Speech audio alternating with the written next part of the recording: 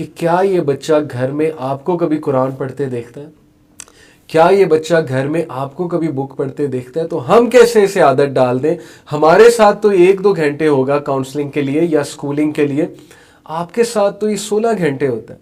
अगर आपके थ्रू ये चीज़ें पिक नहीं कर रहा तो हमारे थ्रू ये कैसे पिक कर लेगा। तो हमारे से फॉल्स एक्सपेक्टेशंस ना लगाएं, घरों का माहौल ठीक करें। ये बहुत मेरी आपसे इम्पॉर्टेंट रिक्वेस्ट है। इससे पहले कि मैं इस स्टेज पे बात करूं जो कि हमारी 5th स्टेज है, तो 5th स्टेज हमारी जो है that is identity versus role confusion. और ये एडोलेसेंस में होती है, यानी एडोलेसेंस से मुराद है कि 12 साल से लेकर तकरीबन 18-19 साल तक। इस एज में बच्चा आइडेंटिटी बिल्ड करता है क्योंकि उसका लर्निंग सर्कल, उसका सोशलाइजिंग सर्कल मज़ीद बढ़ता है। वो अपने पीयर्स को ऑब्जर्व करके अब ये सोचता है कि यार मेरी क्या आइडेंटिटी है, मेरे अंदर क्या ख़ास बात है। और ये ख़ास बात पेरेंट्स को उसके अंदर रियलाइज़ करानी है। ये एक अलग बात है कि कोई बहुत ही अच्छा टीचर मिल जाए वो उसको रियलाइज़ करवा दे, लेकिन अगर इतना ज़बरदस्त उसका पेरेंट हो जो उसके दोस्त की तरह हो, जो उसे बार बार रियलाइज़ कराए कि बच्चे तुम्हारे अंदर ये ख़ास बात है, बच्चे ये तुम्हारा जो है नीच है। नीच से मुराद है कि तुम्हारा सेलिंग पॉइंट है।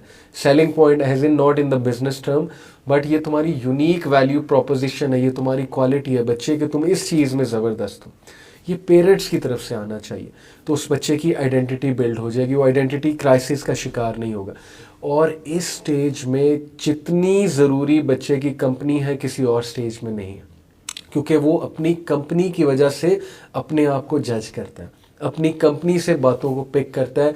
तो इस एज ग्रुप में एडोलेसेंस में 12 से 18 साल में अपने बच्चे की बेहतरीन कंपनी बनवाएं। अपने बच्चे को बेहतरीन कंपनी वाली जगह भेज सकते हैं, भेजें, ज़रूर भेजें। उसका दाखिला कराएं ऐसे इंस्टीट्यूट्स में, ऐसे स्कूल्स में। उसके इर्द गिर्द ऐसे लोग रखें, कज़न्स उसके अच्छे हों जो उसे किसी गलत काम पे मत लगाएं, उसको गलत लोगों में मत बिठाएं, उसे गलत लोगों की तरफ मत भेजें, उस पर ख़ास नज़र रखें। डू नॉट बी नेग्लिजेंट, ताकि वो आइडेंटिटी क्राइसिस का शिकार ना हो, गलत जगह पर मत जाए।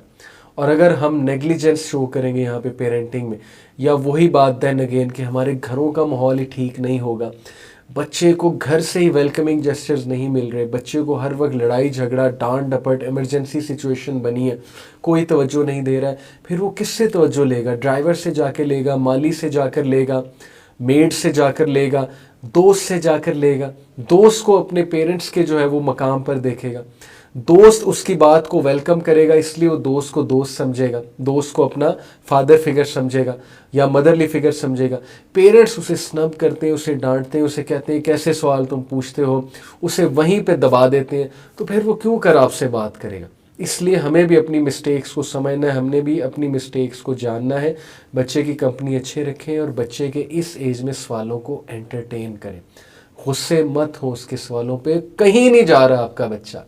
आप मत फिक्र करें कि वो इस तरह के अजीबोगरीब सवाल करके पता नहीं किस तरफ निकल जाए। आप मत इतना इंसिक्योर हों, आप बच्चे की बात सुने, स्माइल करें, बच्चे को एंटरटेन करें। हाँ, अगर वो बहुत ज़्यादा बदतमीज़ी कर रहा है, यहाँ पर फिर जाहिर है कि दूसरे कॉन्सिक्वेंसेस भी करने पड़ेंगे। इस पर हम एक और एपिसोड में बात करेंगे कि टीनेजर्स को कैसे हैंडल करना है।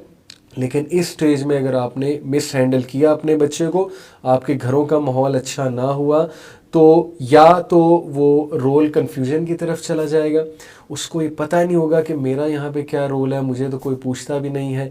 तो फिर वो बाहर जाकर ड्रग एडिक्शन में भी लग सकता है, वो गलत कामों में भी लग सकता है, फजूल कामों में, चोरी में लग सकता है, गैंग्स ज्वाइन कर सकता है वगैरह वगैरह बुरे किस्म के, या बुली बन सकता है, या वो यहाँ पर एक आइडेंटिटी अपनी डेवलप कर सकता है कि मैं एक यूनिक बंदा हूँ, मुझे रिस्पॉन्सिबिलिटी दी जाती है। इसलिए अपने बच्चों को रिस्पॉन्सिबिलिटी की आदत डालें, उन्हें कुछ ना कुछ सिखाएं, उनको शॉपिंग मॉल्स में ले जाएं, उनको कहें कि बेटा ये चीज़ तुमने लेनी है, तुमने लेकर आनी है, तुमने देखनी है, या तुमने इनके प्राइस टैग्स चेक करने हैं, जो चीज़ तुम्हें मुनासिब लगे वो चीज़ तुमने रखनी है। उनको कोई रिस्पॉन्सिबिलिटी दें, उनको गार्डनिंग की रिस्पॉन्सिबिलिटी दें, उनको कोई पेट रख के दें, पेट के हवाले से उसकी ज़िम्मेदारी लगाएं कि इसका खाना तुमने देखना है। This is what you should be doing, ताकि उस बच्चे की आइडेंटिटी डेवलप हो कि मेरे पेरेंट्स मुझ पर कॉन्फिडेंस रखते हैं। तो ये कुछ टिप्स थी इस स्टेज के हवाले से। उम्मीद है कि दीज विल बी यूज़फुल। जज़ाकल्लाह खैर फॉर लिसनिंग। बारकल्लाह फ़ी। अस्सलामु अलैकुम व रहमतुल्लाहि व बरकातुहू।